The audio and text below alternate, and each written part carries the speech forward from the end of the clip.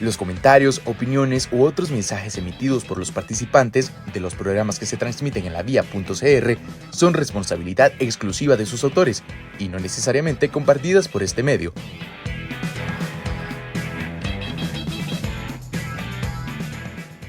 La abolición del ejército se ha vuelto algo identitario en la sociedad costarricense. Es y fue un mensaje a todo el mundo de nuestros principios y valores. ¿Cómo un país latinoamericano logró prescindir de su ejército y cuáles fueron las implicaciones de esta decisión a lo largo de su historia? ¿Debemos reorganizarlo de nuevo? Para eso y mucho más nos acompaña el historiador don Vladimir de la Cruz. Don Vladimir, un gusto otra vez tenerlo aquí en nuestro programa. Bueno, el gusto es mío estar con usted, Gabriel, y con Luis, por supuesto, en este programa de Historia de Costa Rica que ustedes tan eficientemente hacen y de manera tan importante como emprendedores jóvenes que son, dando un modelo, un gran ejemplo a los jóvenes de lo que es impulsar un proyecto de esta naturaleza y tratando de que otros jóvenes ojalá los imiten en proyectos similares o que por los propios motivos de vida tomen la decisión de impulsar proyectos de esta naturaleza. Lo que ustedes hacen es una muestra de que los jóvenes cuando toman la decisión pueden hacer este tipo de cosas y de manera importante.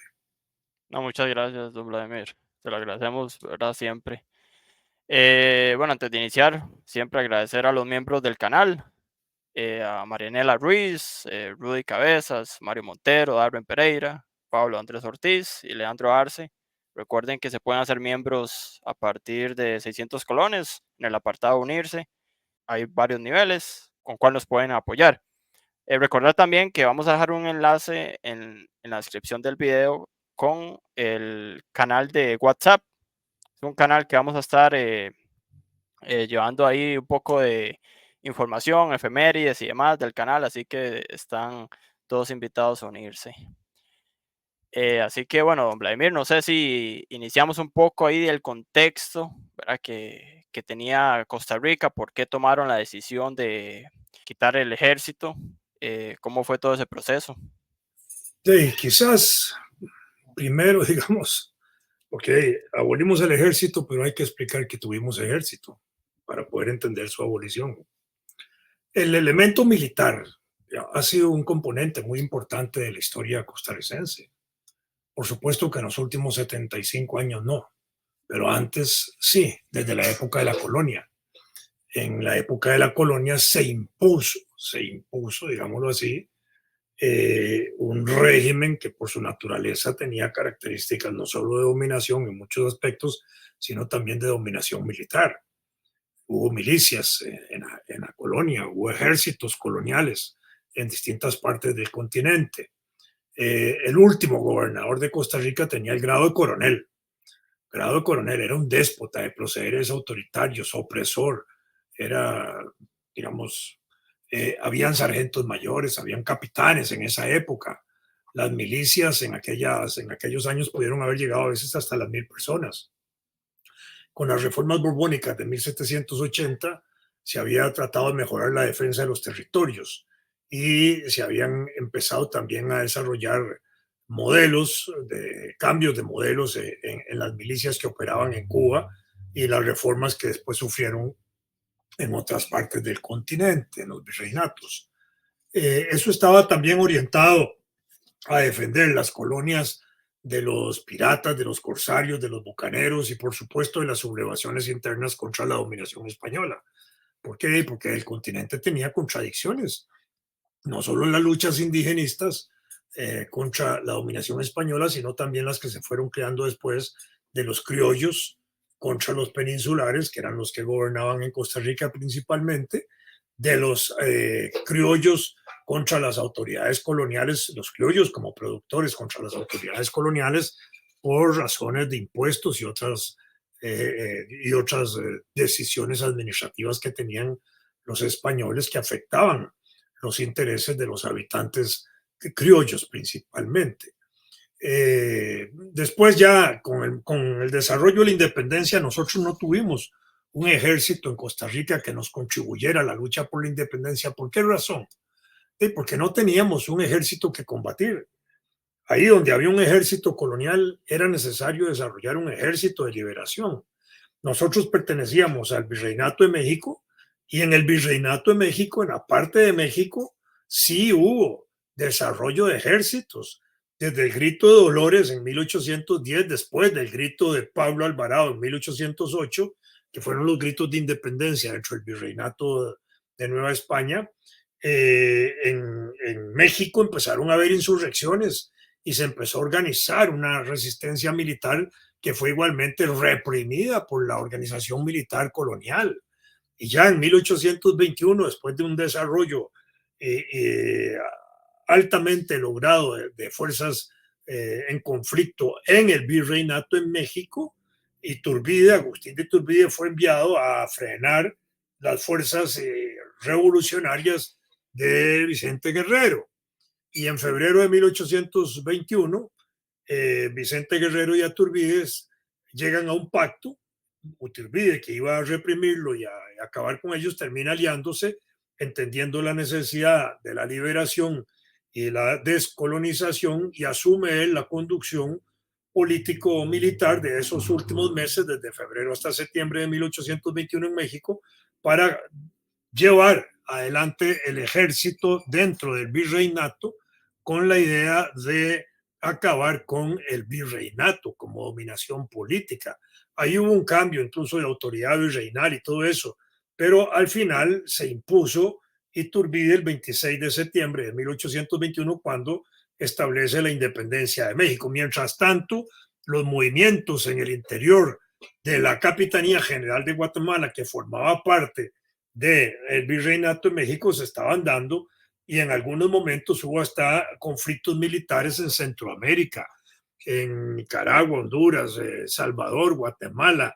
Hubo conflictos y hubo rebeliones importantes entre 1811 y 1821. Nosotros mismos tuvimos levantamientos y protestas contra los estancos y los estanquillos, que eran formas de organización administrativa colonial que oprimía a los productores nuestros. Entonces ahí habían resistencias importantes. Por supuesto que cuando viene la independencia nosotros la tomamos como una decisión política, porque Guatemala nos comunica lo que ha sucedido en Guatemala. Ya se había independizado Chiapas de la Capitanía General, había entrado en crisis toda la capitanía, Chiapas se había agregado a Agustín de Iturbide, estaba el proceso de independencia de México en auge, y nosotros estábamos desagregándonos con la separación de Chiapas, con el pronunciamiento de independencia de Guatemala y los pronunciamientos de independencia de El Salvador, Guatemala, Honduras y Nicaragua, que terminaron en un primer momento aliándose a Iturbide, excepto Nicaragua en ese momento.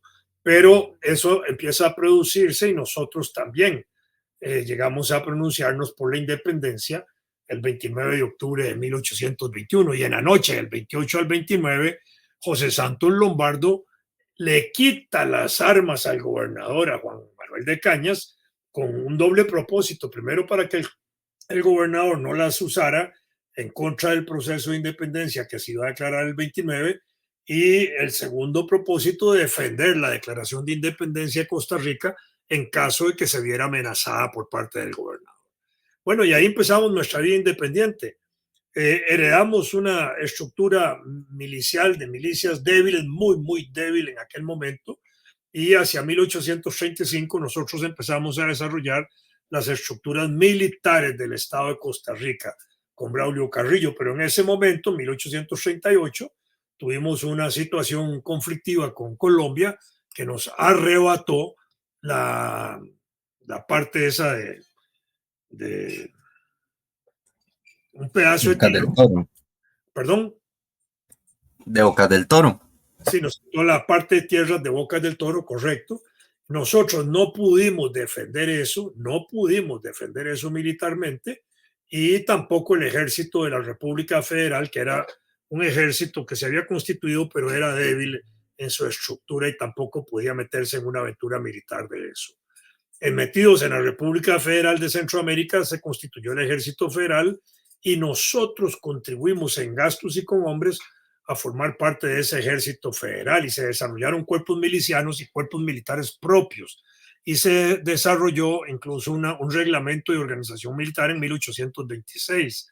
y en 1828 hubo otro reglamento que, digamos, reorganizó de nuevo las milicias. Y Juan Mora Fernández, que fue el primer jefe de Estado, dichosamente, gobernó hasta 1833 y era educador. Y él estableció una primera limitación a los militares que estaban surgiendo. ¿Por qué? Porque estableció que desde 1828 se eliminara el fuero militar, que era un derecho de protección a los militares para aquellos que cometían delitos o que se subordinaron a los alcaldes. Entonces se les impuso desde 1828 una autoridad civil a los cuerpos milicianos o militares que entonces habían.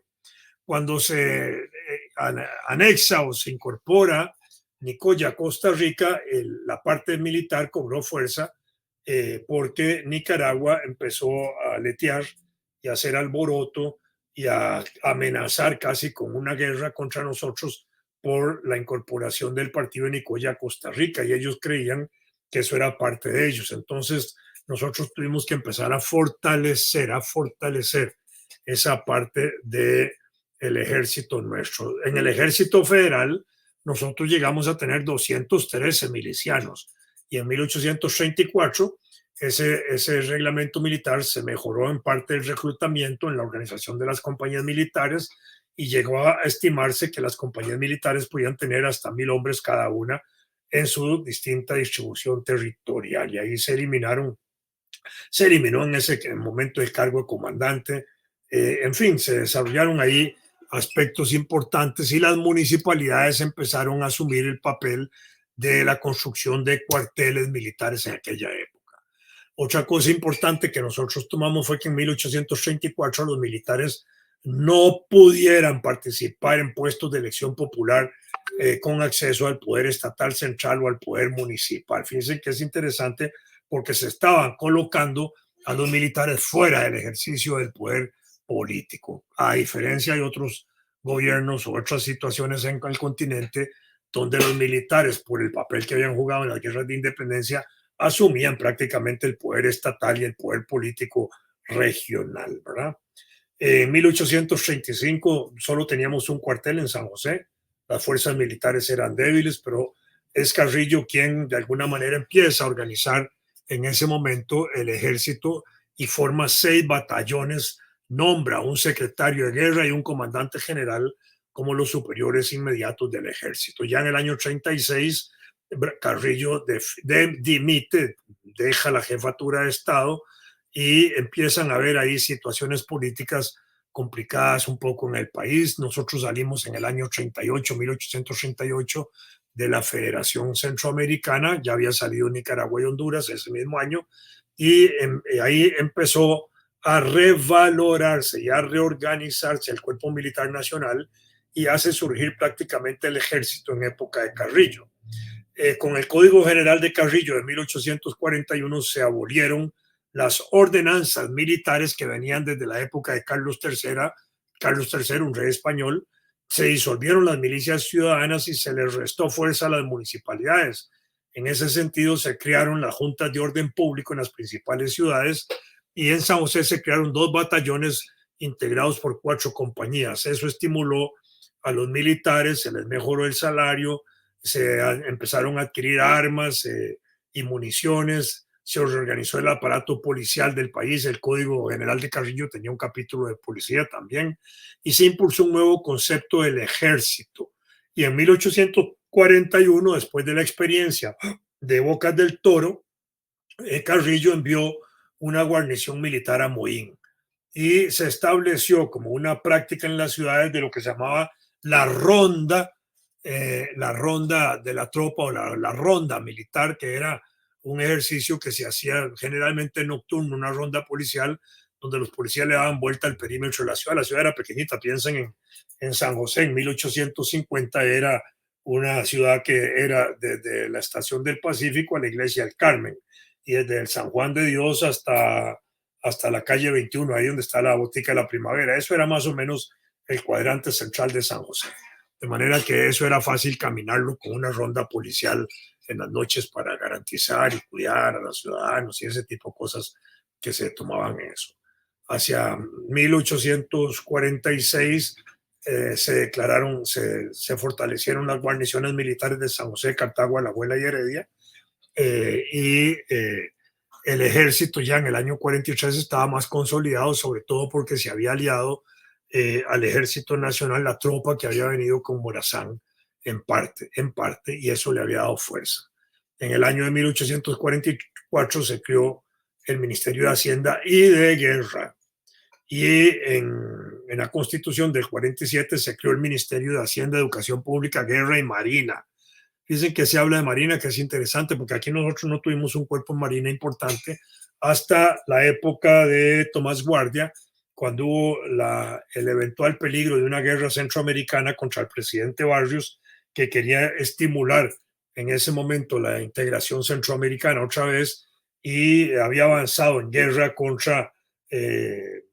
había avanzado sobre los territorios centroamericanos en una guerra que se produce entre El Salvador y Guatemala. Muere Barrios y entonces ahí acaba el proyecto de la federación que Barrios quería hacer. Pero Guardia, digamos, estimula en aquel momento la compra hasta de un barco y crea el almirantazgo de Marina como una categoría dentro del ejército en aquel momento, ¿verdad? La Constitución de 1859, la última que se produce con Juan Rafael Mora. Mora gobierna entre dos constituciones, la del 49, 47, sí, 49 creo que es, y la de 1859.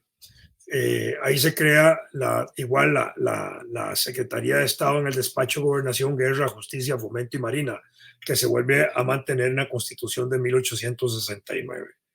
Y en el caso de Mora sí fortalece el ejército a principios de la década del 50 porque él veía venirse encima la guerra con Nicaragua.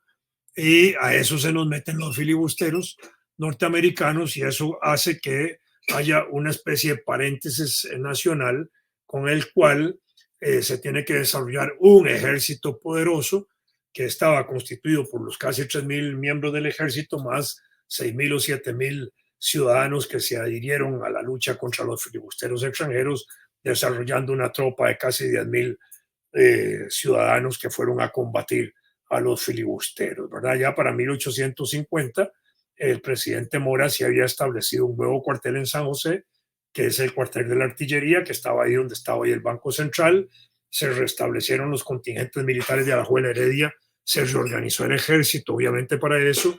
Incluso se había traído a un polaco, Fernando von Salisch, en 1852 y 53 para que nos ayudara a reorganizar y a organizar de mejor manera el ejército. Ya se había desarrollado la teoría de la guerra con Clausewitz y en ese sentido la posibilidad de crear una academia militar era real y posible para enfrentar a Nicaragua. No hubo necesidad de crear la academia militar, no se desarrolló, por dicha no se desarrolló, porque eso sí hubiera sido posiblemente el desarrollo de una casta militar en el país de una significación que quizás nos costaría mucho medirla hoy, pero no la tuvimos. Pero Fernando González también nos ayudó en la guerra contra los filibusteros, que es importante.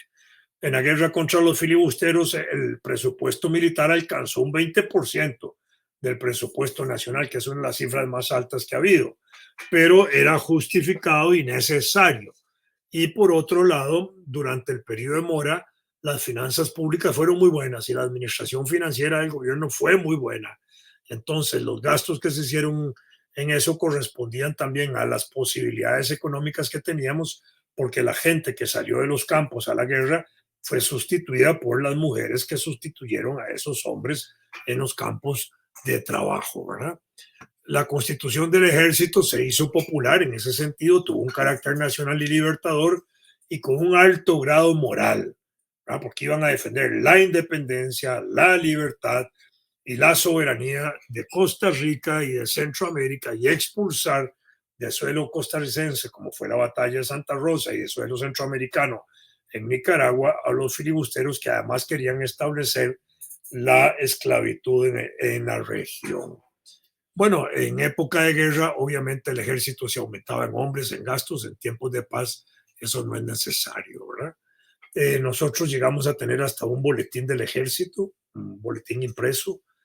Mora llevó a la guerra imprentas, era muy importante porque las imprentas son tan importantes como los pertrechos, así decía Bolívar, y porque había que desarrollar también una guerra de opinión, como la llamaba Bolívar, usando la prensa contra los enemigos y para exaltar a la tropa nacional y para exaltar a la población costarricense alrededor de eso, ¿verdad?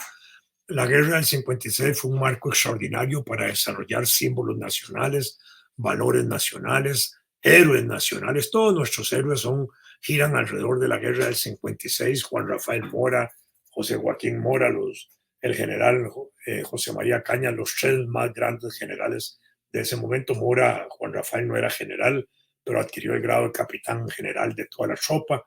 Estuvo al frente del combate ahí a 200 metros combatiendo contra Walker.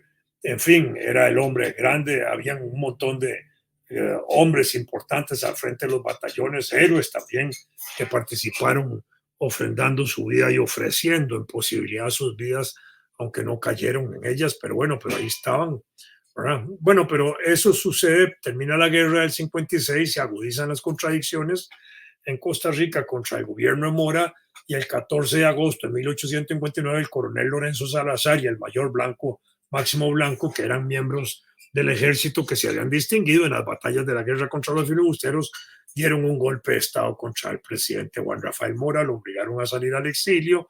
Mora regresa en 1860 y en septiembre de 1860, después de una refriega pequeña ahí en Punta Arenas, es capturado.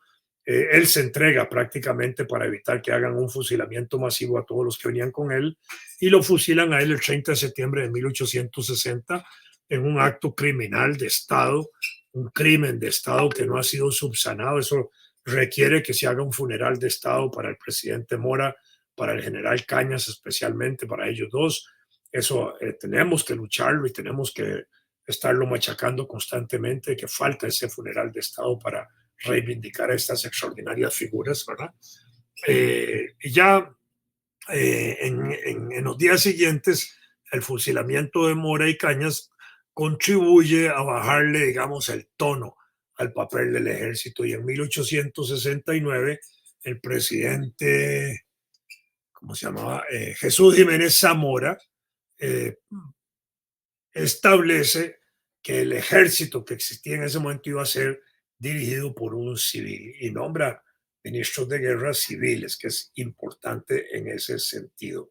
Y el primer ministro de guerra en 1868 fue Eusebio Figueroa, que era un abogado, un hombre extraordinario, un liberal, un personaje muy importante, y dispuso que todas las tropas y los cuarteles quedaban adscritos al Ministerio de Guerra, siendo el secretario de despacho Lorenzo, ¿cómo se llama? Eusebio Figueroa, y obliga a renunciar a Lorenzo Salazar, que era un militar. Y de ahí en adelante la historia del ejército es una historia donde los civiles se imponen sobre lo militar en Costa Rica. En abril de 1869, Máximo Blanco también había presentado su renuncia y se reorganizaron las comandancias del cuartel principal, del cuartel de artillería, y las comandancias de Alajuela y Cartago. La conducción del Ministerio de Guerra en manos de Eusebio Figueroa, en cierta manera, restituyó el control del poder militar por el poder político. Le dio poder a los políticos más que a lo militar. Y desde esa época en adelante prácticamente así fue. Cuando llegó Guardia, el general Tomás Guardia, que tenía grado militar, organiza modernamente el ejército y promulga el primer código militar de Costa Rica, y con ese código militar se somete a los militares de nuevo a control político civil. En el caso de Tomás Guardia es importante, que es el que abole la pena de muerte en armonía con el impacto que le produjo la muerte por fusilamiento del general José María Cañas y también del presidente Mora, porque él había combatido a los filibusteros siguiendo las órdenes y bajo las órdenes del general Cañas, a quien él admiraba, quería y admiraba muchísimo. De manera que el asesinato de Cañas lo impactó y lo que condujo es a eliminar la pena de muerte en ese sentido, ¿verdad? Entonces ahí tenemos esa situación importante del ejército, ¿verdad? Con ellos. De acuerdo al ejército, en las posibilidades operativas que el ejército tenía en 1870 era enorme. Estamos hablando del periodo después de la guerra del 56 y unos años más. Se calculaba en 34,000 hombres y no llegábamos nosotros a los 100,000 hombres. Casi la tercera parte del país estaba se consideraba integrantes del ejército y operaciones. De hecho, todas las personas mayores, ¿verdad? Entre los 18 y 30 años, que eran, digamos, los que tenían que formar parte de esas operaciones. La Reserva Nacional, que estaba considerada entre las personas de 30 a 45, y los excombatientes de la guerra del 56. Y en un tercer nivel, los hombres, digamos, de mayores de 55 años. Los menores no participaban de ese proceso. Ya en 1873, los milicianos de la provincia de San José eran 3,000, y en 1874 se calcula que el ejército de operaciones era de 14,000 en esa región.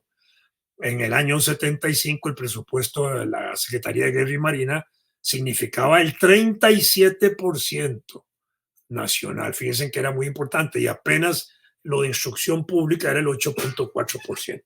Y a partir de allí empieza un proceso de quitarle plata al ejército para empezársela a trasladar a la educación. Y ya a pesar de los cuarteles que existían en esa época, y a pesar de la preparación de guerra que había con Guatemala y el barco que tuvimos que comprar, un barco que se llamó Irazú, que estaba pertrechado con cañones y todo eso.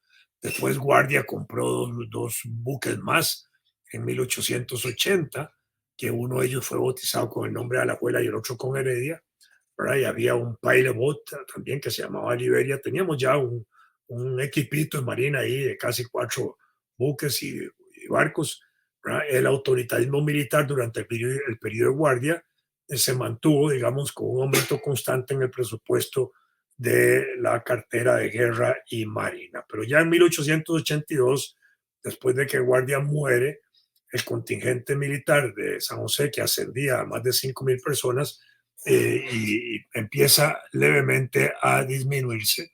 Y en 1869, el presidente Jesús Jiménez Zamora declaró la educación primaria gratuita, obligatoria y costada por el Estado. Se obligaba a los padres a mandar a los niños a la escuela bajo sanciones fuertes de multas, etcétera. ¿Verdad? Llegamos a tener 4 generales de división y 4 generales de brigada. Y ya en 1884 el ejército fue organizado por el Código Militar como una fuerza pública, y ahí se le definieron carácter, objeto, división de fuerzas, etcétera. Se clasificaron las armas, se establecieron los cuerpos militares, etcétera. El número de efectivos se mantenía alto, cerca de 25,000 efectivos, ¿verdad? Con gente que tenía que participar de las operaciones del ejército cuando se tenían los 18 años o más. En el año 84 se creó una inspección general del ejército y se empezó a dar una formación, una instrucción en una academia militar de aquellos años. Ahí, a partir de allí, vienen las reformas liberales de la década del 80, en época de Bernardo Soto y Próspero Fernández, y en ese sentido el ministro de Hacienda, que también fue ministro de Educación, don Mauro Fernández, empezó a asignarle más plata a la Secretaría de Educación que a la militar. Y ahí se produce una ruptura muy importante con el ejército y un cambio de timón en la dirección del Estado Nacional, porque se le empieza a fortalecer la educación como un elemento principal de oportunidad y posibilidad para la gente, para la juventud, para los ciudadanos, de desarrollarse, de formar parte de una mejor participación en el desarrollo nacional. Y entonces ahí empezó ya a funcionar una estructura diferente, porque empezaron a debilitarse las estructuras militares desde esa época en adelante. Vuelven a subirse los gastos militares con el golpe de Estado de Tinoco.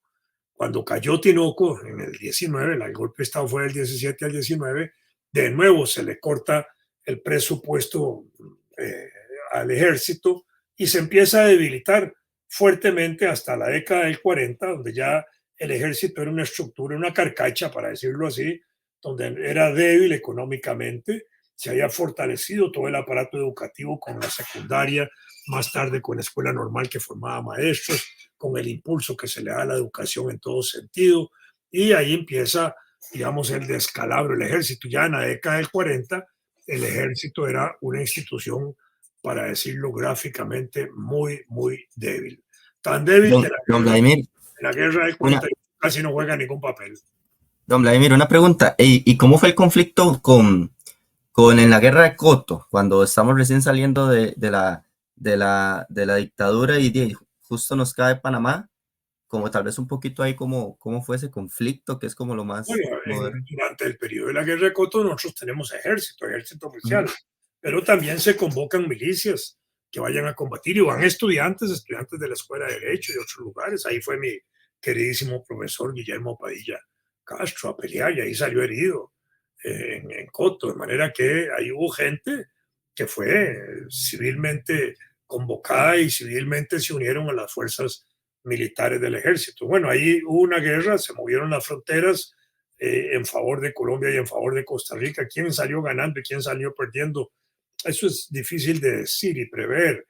Lo que estaba de por medio era el control de las tierras que se sabía que tenían petróleo. Las tierras se movieron, la frontera se movió en una forma en que a nosotros nos quedó más tierra y a Nicaragua, a Panamá le quedó menos tierra en el área que se movieron los límites.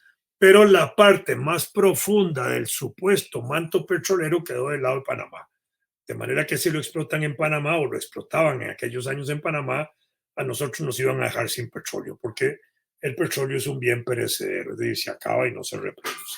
Bueno, eso nunca se llegó a hacer porque también tecnológicamente el manto petrolero de la región era muy difícil de explotar, y sigue siéndolo muy difícil de explotar. Probablemente hoy con nuevas tecnologías y eso se puede explotar, pero ya no hay ambiente, digamos, nacional como para hacer una extracción petrolera en esa zona que hoy es un parque nacional, toda la zona de Cahuita y toda esa zona, ¿verdad?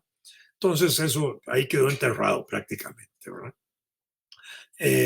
Pero por supuesto que en el año 21 se le volvió a fortalecer el campo educativo. Acordémonos lo que dije hace un rato, de que el 34% del presupuesto en algún momento en nuestra historia fue para lo militar, pero ya en 1937 el 5% era para educación y el 2.8% para lo militar. Y en 1941, 6.5% para el ejército y 3.8% para seguridad. Perdón, 6.5% para educación y 3.8% para la parte militar. Y en 1947, en vísperas de la guerra civil, la educación tenía casi el 18% del presupuesto nacional contra el 7.8% en materia de seguridad. De manera que ya ahí había una política clara, definida, digamos, de debilitar el ejército. Durante la década del 40, que fue muy tensa en el país por las situaciones de la guerra mundial, desde 1939 al 45, por la declaratoria de guerra Italia, Alemania y Japón que nosotros desarrollamos y provocó reacción contra el gobierno de Calderón Guardia y contra Teodoro Picado, por la crisis económica que provocó la guerra, por la necesidad política de buscar un pacto social y político durante esa crisis que se amarra con el pacto de la Iglesia, el Partido Comunista y el gobierno, y la promulgación de las garantías sociales y el Código de Trabajo, se produce también una reacción contra eso. Hay sectores que están incómodos, que no están de acuerdo, y se mueven conspirativamente contra el futuro gobierno de Teodoro Picado y después contra el mismo gobierno de Teodoro Picado, y en posibilidad de ir a una guerra civil si en el año 48 se aduce algún tipo de fraude electoral. Y es que era muy fácil aducir fraudes electorales en esa época porque los procesos electorales se controlaban de hecho por el Poder Ejecutivo. Entonces era muy fácil ejecutar fraudes, digámoslo así. Pero ya en el año 47, fíjense, en el año 47, dos diputados, Fernando Bolio Sancho y Fernando Lara Bustamante, propusieron en el Congreso de la República eliminar el ejército. Y la forma de suspenderlo, eliminarlo, fue suspendiéndole las partidas de armas en el presupuesto nacional. Sin armas el ejército no tiene ningún valor. Entonces ya en unos meses antes de la guerra civil ya habían habido iniciativas en la Asamblea Legislativa de la época para eliminar el ejército. ¿Y qué razones daban, don Vladimir, para eliminarlo? Porque hasta ese entonces no se habló nada de eso, ¿verdad? No, pero acabamos de hablar, es decir, en la parte de seguridad significaba casi el 8% del presupuesto nacional y venía fortaleciéndose educación y venía fortaleciéndose salud con la Caja Costarricense del Seguro, etcétera. Habían otras necesidades nacionales y en ese sentido quitarle plata al ejército y eliminarlo era importante. Por otro lado, digamos, no habían condiciones internas para mantener un ejército. Y segundo, ya se habían creado las bases militares del Canal de Panamá por parte de Estados Unidos en el ambiente de la Segunda Guerra Mundial. Formábamos parte de un cinturón de seguridad vinculadas a esas bases militares, de manera que se entendía que si hubiera alguna amenaza externa contra Costa Rica, esas bases militares iban a contribuir en ayudarnos a nosotros. Después, en 1948, se firmó el Tratado Interamericano de Asistencia Recíproca y con ese tratado, que fue firmado por Costa Rica, se garantizó internacionalmente también la colaboración internacional de fuerzas militares en el caso de que hubiera habido una necesidad interior. Interiormente, la policía podía atender cualquier conflicto y de hecho se podía atender, pero internacionalmente ya teníamos mecanismos legales y fuerzas militares internacionales que podían acudir en defensa de Costa Rica. Entonces, en ese ambiente ya eso se venía debilitando mucho, ¿verdad? La guerra civil condujo a un conflicto interno donde se puso a prueba el ejército del Estado, que era muy débil, y el ejército de Figueres, que medio improvisado, pero era bastante fuerte, tenía una ayuda internacional, un grupo de militares internacionales, había tenido apoyo del gobierno de Guatemala y otras fuerzas que contribuyeron con Figueres a su guerra, y se desarrolló la guerra, y en 30 días de guerra Figueres eliminó al ejército costarricense.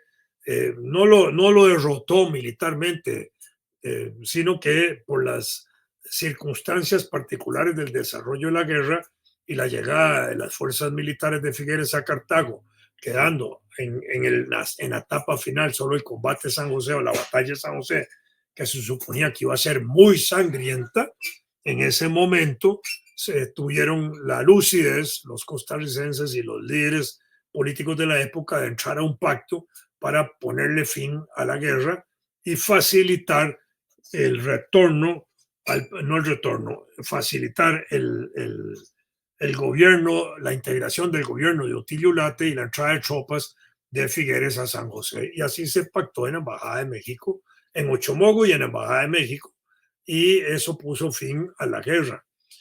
Figueres, digamos, de hecho ganó la guerra, sí, pero no derrotó finalmente al ejército en combate, digámoslo de esa forma, ¿no?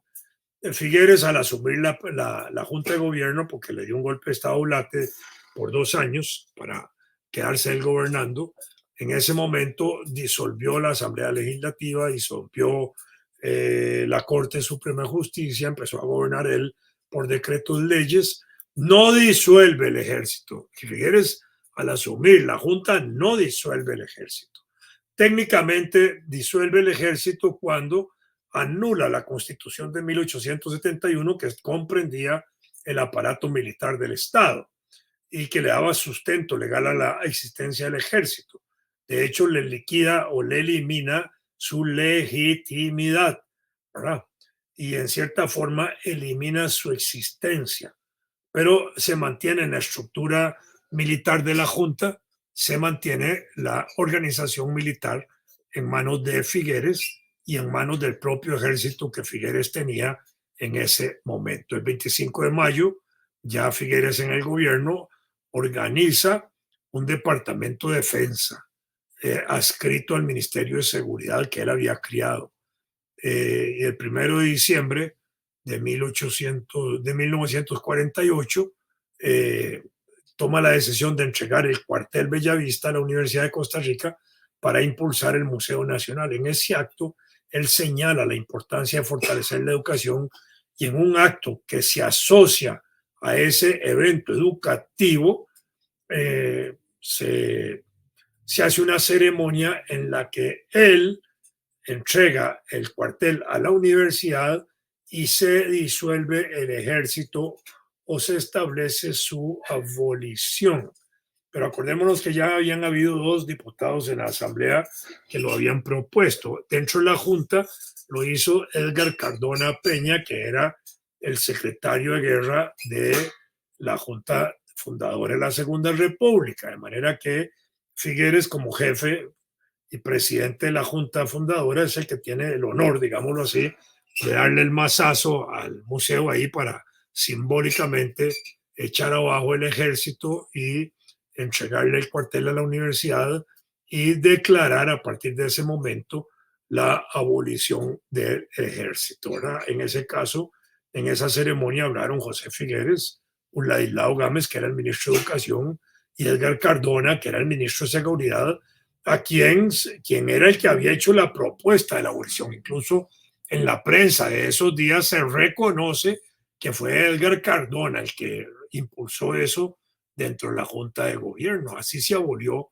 esa institución que se llama Ejército en Costa Rica, y en la Asamblea Constituyente de 1949 se acordó igualmente elevar al rango constitucional la abolición del ejército. Y dichosamente ya no tenemos ejército en Costa Rica, porque desde esa época, en 75 años, ningún joven en Costa Rica ha tenido en su mente que va a ser llamado a la fuerza a formar parte de un entrenamiento militar de 1 o 2 años y a formar parte de un ejército.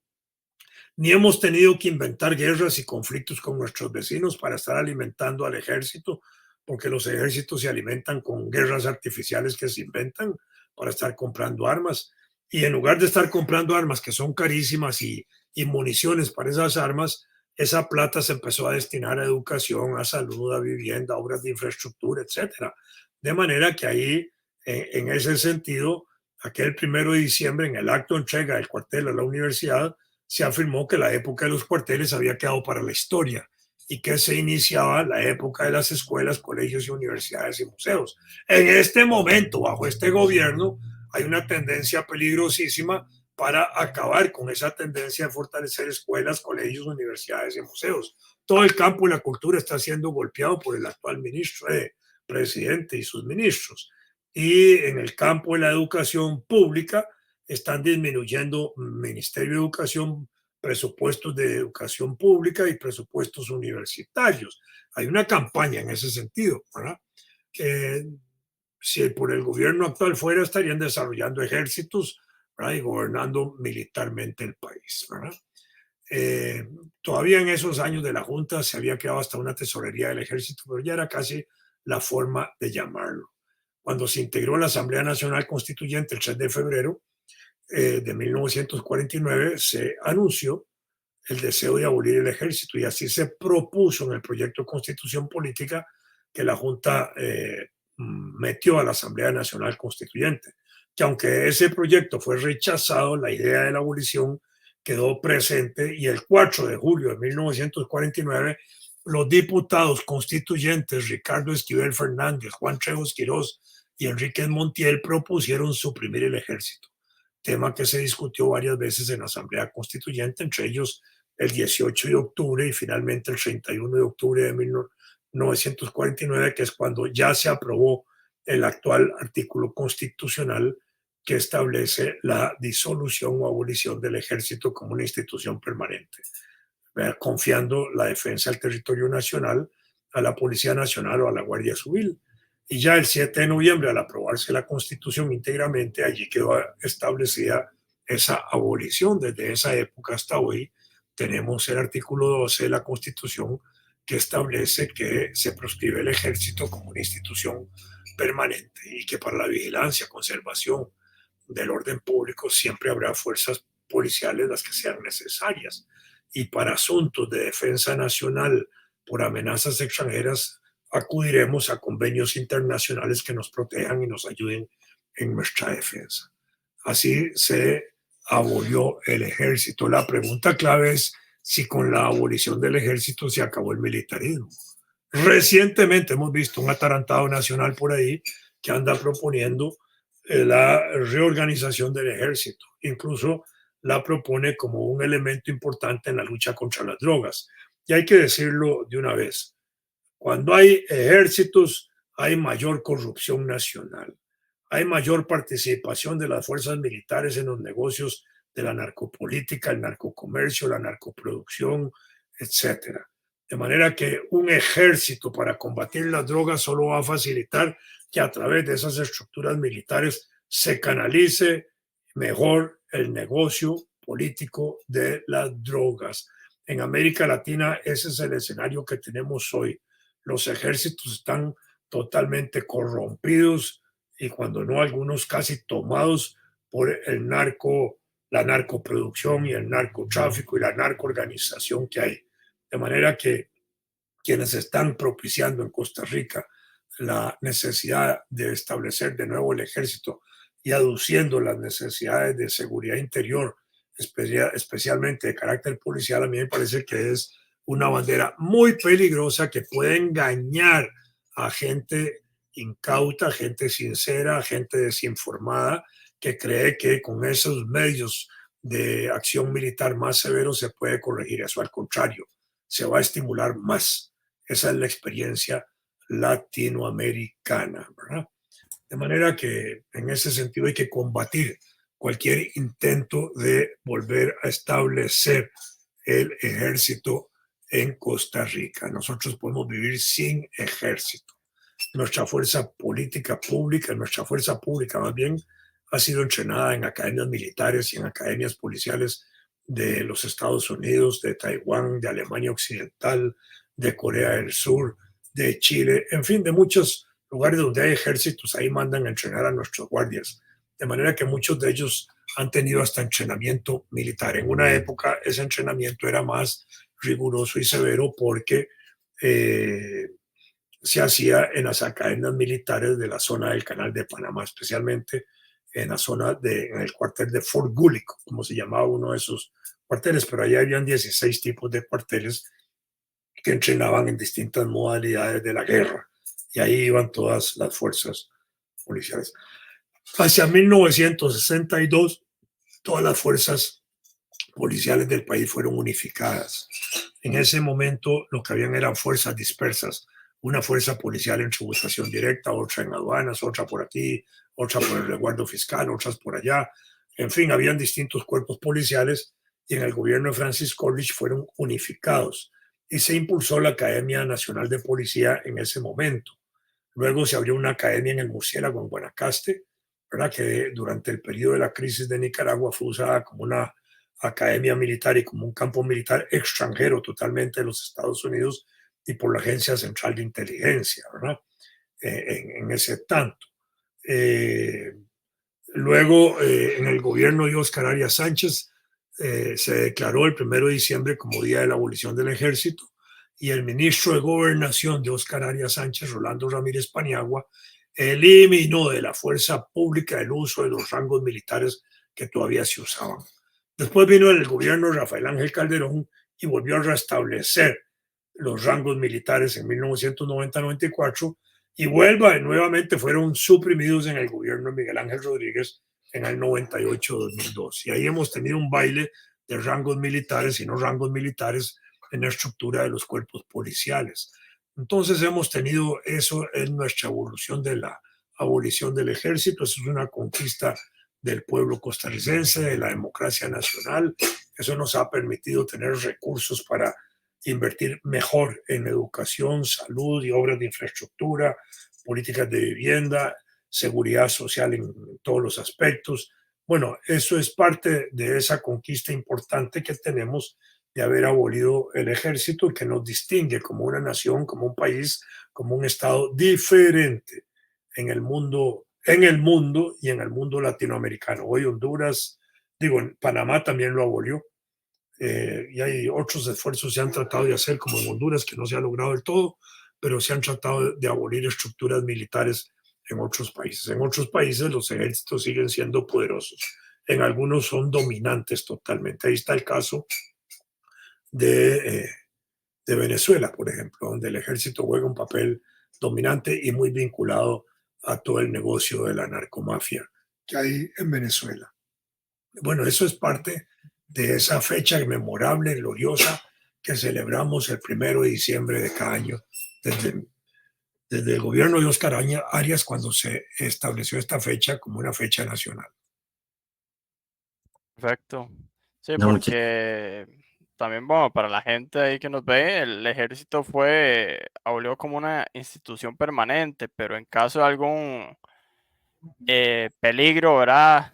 Que nos fuera a atacar o algo así, se puede reorganizar. Y eso es ahorita lo que mencionaba don Vladimir, que, bueno, hace poco salió a tema ahí, de hecho fue el doctor Francisco Perdomo, bueno, es doctor cirujano, ¿verdad? No sé a qué más se dedica, Es pero miembro de él, un partido político, es presidente de un partidillo político. De manera que bueno, es más peligroso un personaje como él, ¿verdad? Que está llamando a la constitución de un ejército desde un partido político. Él lo hace a nivel personal, civil, pero en el momento en que él pudiera tener un poder político es más peligroso que él se le ocurra restablecer el ejército otra vez.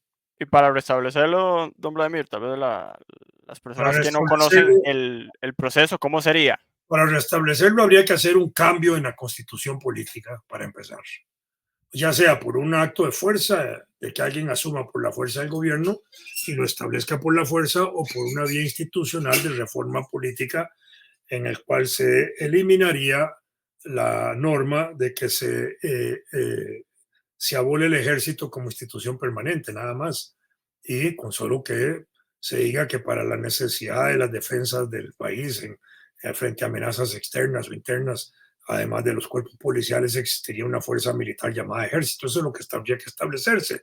Pero creo que la sala cuarta en este momento se tendría que pronunciar también sobre la importancia de eso, porque aquí hay como normas que son sagradas en el campo constitucional y normas pétreas, pétreas porque viene del concepto de piedra, que son inmovibles. Y yo creo que el concepto de la abolición del ejército ya es una norma pétrea, sagrada en la vida institucional del país, de manera que no se puede mover eso en una nueva constitución, no se podría establecer el ejército.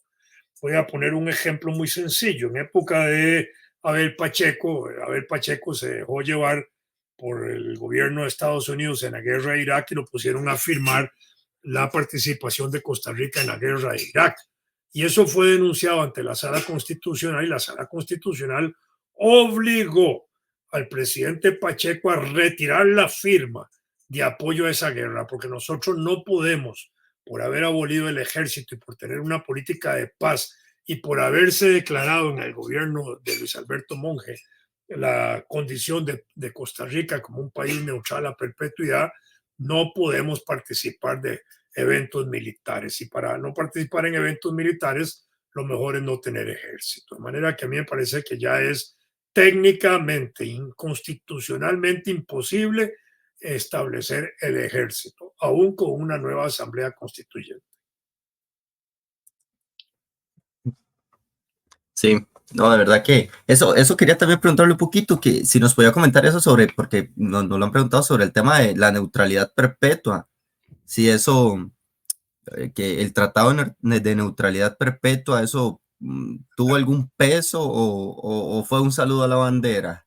En ese momento fue un saludo a la bandera, para decirlo así, con toda la honestidad del caso, porque Luis Alberto termina haciendo esa declaratoria al mismo tiempo que en su gobierno no era neutral en el conflicto en Nicaragua, había prestado el territorio nacional para que operara la CIA, para que operaran las bases militares, para que operara la contra sandinista ahí, etcétera, ¿verdad?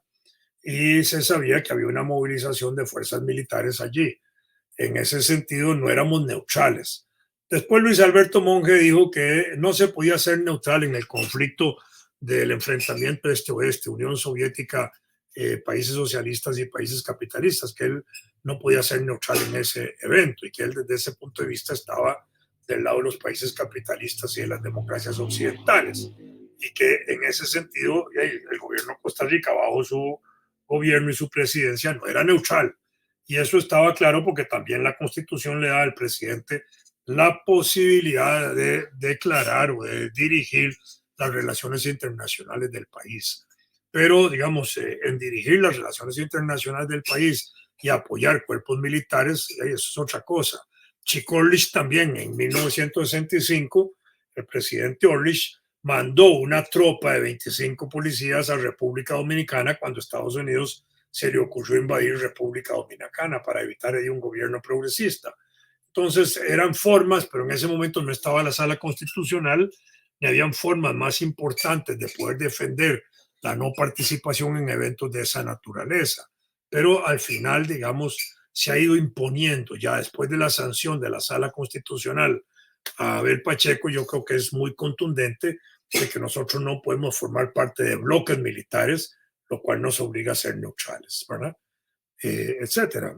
Pero el presidente actual, por ejemplo, ya ha dado declaraciones muy a favor de Israel, me parece, si no entiendo mal las declaraciones de él, porque a veces cuesta mucho entenderlo a él, pero en el conflicto ese de ahí también, obviamente, se toman partidos, ¿verdad? Uno puede estar en contra de los actos terroristas, por supuesto, los que haga Hamas o los que haga el Estado de Israel, por supuesto. Pero bueno, ahí hay una posición política en favor de un gobierno y de un Estado y de una acción militar, pero no está yendo más allá de eso, ¿verdad? Esa es una decisión política de adherencia, de solidaridad, digámoslo así, pero no compromete, digamos, militarmente al país en eso. No, perfecto, don Vladimir. No sé si tenías vos alguna otra pregunta, Luis. No, por mi parte, súper bien. Excelente. No, y de ahí, como dijo don Vladimir ahora, tenemos que agradecer de cierta manera, ¿verdad? Que de ninguno de nosotros, ¿verdad? Va a nunca participar o va a dar Ninguno, servicio militar. ninguno de ustedes, ni sus novias, ni sus futuras esposas, ni sus futuros chiquitos van a estar sujetos al peligro, a la peligrosidad de ser convocados a una práctica militar donde puedan morir, a un ejercicio militar, a un evento militar. No van a ser obligados a servicio militar obligatorio. En Estados Unidos el servicio militar era obligatorio. Después de la guerra de Vietnam, la lucha de la juventud norteamericana logró que eliminaran eso como una cosa obligatoria. Eso fue una conquista. Bueno, pero no han eliminado el ejército, es otra cosa. Hay una industria de guerra, hay una industria, Y nunca lo van a un eliminar. complejo industrial militar, y andan inventando guerras porque necesitan vender armas, y las armas se cambian cada 6 meses, las nuevas. Sí, sí, no, y es eso, ¿verdad? Y de lo dichosos que somos, ¿verdad? Tal vez de no tener ejército, y tal vez eso a veces nos lo cuesta ver. Son 75 años, ¿verdad? Que se están cumpliendo el 1 de diciembre de haberse abolido el ejército. Y sí, bueno, y sin más, agradecer a don Vladimir siempre, ¿verdad? La disposición y el tiempo que le ha dado a este proyecto desde siempre. También agradecer a los miembros del canal, ¿verdad? Recuerden que se pueden hacer miembros desde 600 colones, eso nos va a ayudar, ¿verdad? A crecer aún más con el canal. Recuerden el enlace que hay para unirse al grupo o al canal de WhatsApp, que vamos a estar subiendo efemérides y demás. Y de ahí, sin más, nos vemos en un siguiente episodio. Muchas gracias. Muchísimas gracias. Con mucho gusto, muchas gracias igualmente.